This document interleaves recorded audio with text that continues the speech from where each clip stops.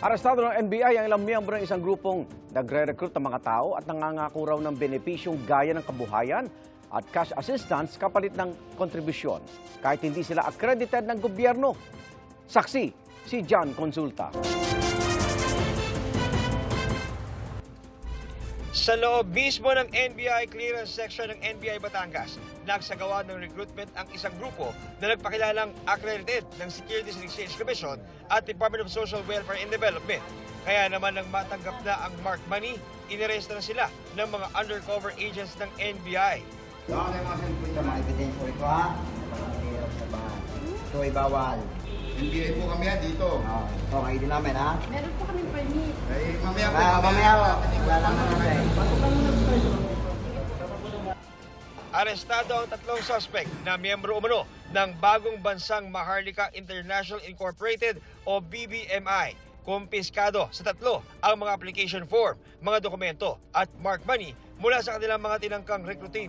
Nagulat din kami kung bakit dito pa sa opisina ng NBI, kung bakit ganun sila kabrazen. Kung sinasabi nila for a certain fee, membership fee, pwede kang maging kasapi nitong BBMI. So, binalidate namin at gumawa kami ng investigasyon at napag-alaman namin na hindi pala sila allowed ng SEC na mag-recruit at manghingi ng membership fee. At the same time, hindi rin sila nakalista sa DSWD. Kabilang sa kanilang mga pinapangako sa mga sasali sa kanilang grupo ay livelihood program, food security, libreng edukasyon, libreng hospitalization, burial assistance at cash assistance sa mga senior citizen kapalit ng membership fee.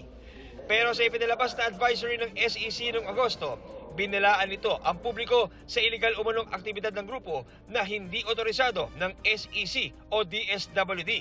Depensa ng isa sa inaresto, yun ang aking naging purpose. Para ako'y tumulong.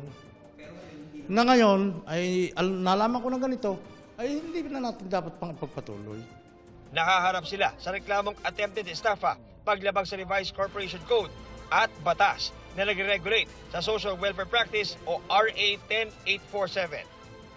Hindi sila accredited at meron naman tayong mga programang gobyerno na madali namang ma-avail ng ating mga kababayan na hindi dadaan sa mga ganitong bogus na mga organisasyon. Para sa GMA Integrated News, John Consulta, ang inyong saksi. Mga kaibigan, samahan nyo kaming saksiyan ng mga balita. Mag-subscribe sa GMA Integrated News sa YouTube.